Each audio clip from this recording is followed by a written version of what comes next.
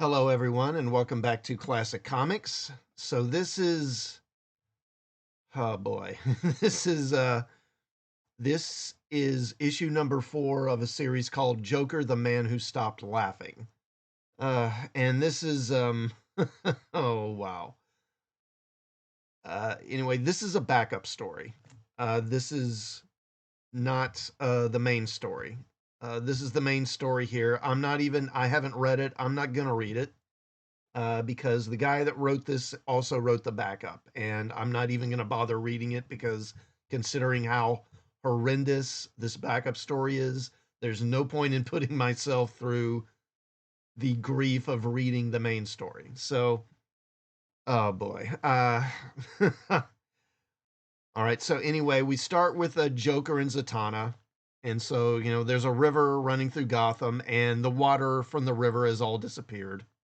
And Zatanna thinks the Joker is responsible. And he says, I didn't steal the water from the river. I don't know who did. And that never gets addressed, by the way. They never come back to the fact that this river has all the water gone. And there's never any thought given to how did it happen or why did it happen, who's responsible. It's just in this first scene and then it's gone. Anyway, he starts hitting on Zatanna. And, of course, she's not interested. And then she cuts her spell that's holding him up and he falls into the mud. And then she like steps on his shoves his face in the mud, whatever, and then just sort of wanders off. I mean, he's the Joker. He's a wanted criminal, isn't he? So she's not trying to apprehend him. She just sort of wanders away. And then these two henchmen of his, they ask him if he's okay, and he says, "I think I swallowed some mud." And Joker's just fine with being humiliated. He doesn't seem to have any problem with it.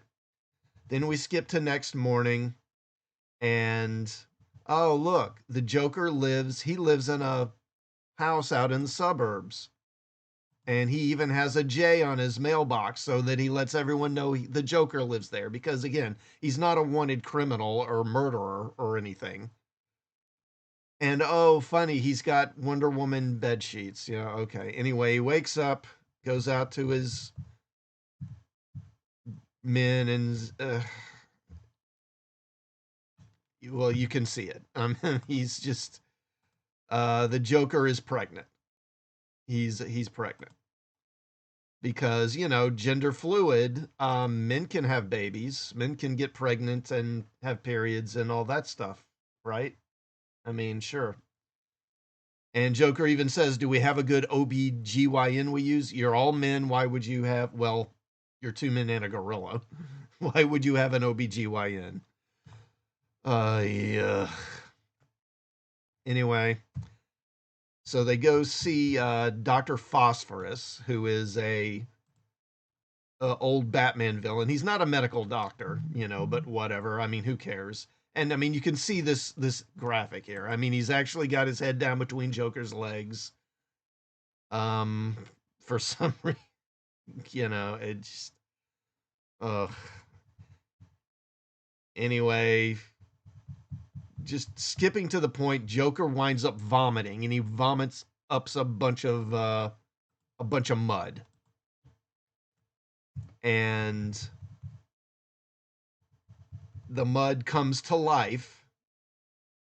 It's like this little mud baby creature, and Joker tells this man, "Hey, kill that thing," and then the thing takes off, and then the little guy here catches the mud baby, and then the gorilla machine guns Dr. Phosphorus and this guy, both dead, yet somehow misses the baby, the mud baby.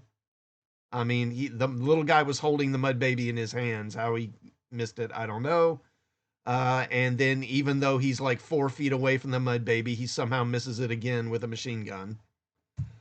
So they go searching for the mud baby. They find it in this closet and they corner it, and then it comes out and it's turning into like a little Joker double. And we then skip ahead a few weeks. Zatanna's having a magic show, and then Joker shows up, and the mud baby has become a little Joker. The end. and and that's it. Um I mean, what do you say? It seems like every few months DC just hits some new low. Some disastrous new low where you're like, man, it what next? What else can they do? It can't get any worse. And yet they somehow are always able to make it worse. it's just it's um anyway, so the writing, I mean, first of all, the story's just idiotic. The dialogue is lame. The art is not good. I mean, this artwork would be okay in some independent or underground comic like 20, 30 years ago. For a DC comic, I mean, for a main DC superhero comic, I mean, this is just crap. And I was thinking how the writer Matthew Rosenberg, he's the one responsible for this, and the editor, because the editor, and I'm not even going to say this name, he could have done something to say, hey, we're not publishing this, but there are evidently no standards in terms of writing or artistic quality at DC anymore. It's just basically throw out whatever you can as cheaply as you can. And I was thinking how this story and the mud baby are kind of metaphors.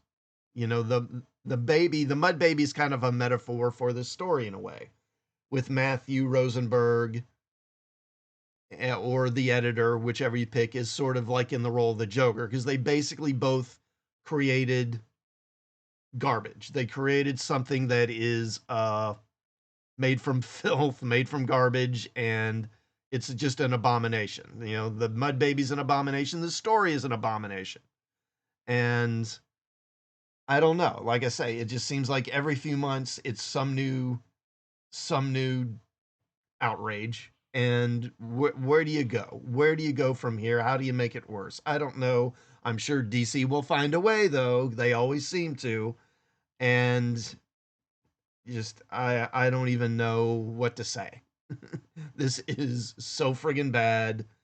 It's interesting what they've done, because these SJW types in comics now, what they're doing is they're dumbing comics down in a way that, because comics used to be pretty silly. Grown-ups, like adults like my parents or most grown-ups, would refer to comics as funny books. And generally they were seen as not being meant to be taken seriously in any way. And a lot of the stories were, I'll describe it as whimsical.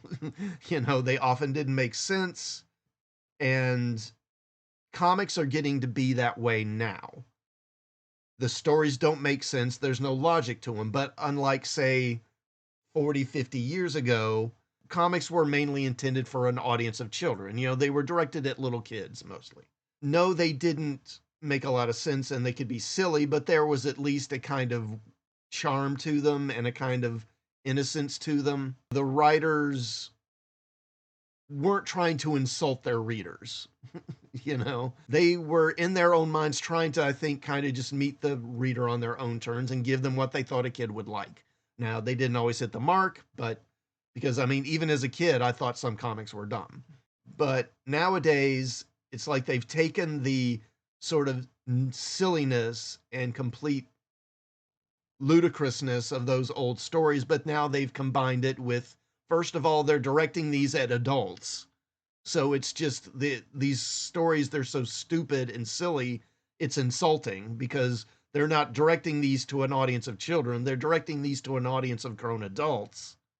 And then on top of that, there's this, they've taken these sort of silliness and nonsensical stories of the past and combining them with cynicism, disingenuousness, uh, just lunacy. I don't even know how to describe it all. and just in nihilism and perversion, and I mean, just I don't know what else.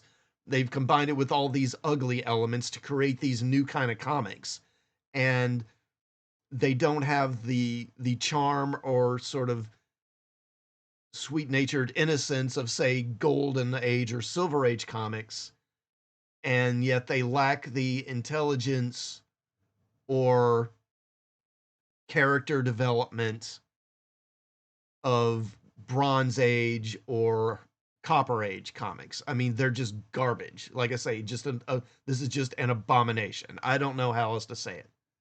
And I don't know what else to add on this. Let me know what you think in the comments. Please like this video. Please sub to the channel. Please share this video and hit the bell for notifications. And I will see you all next time. God help us.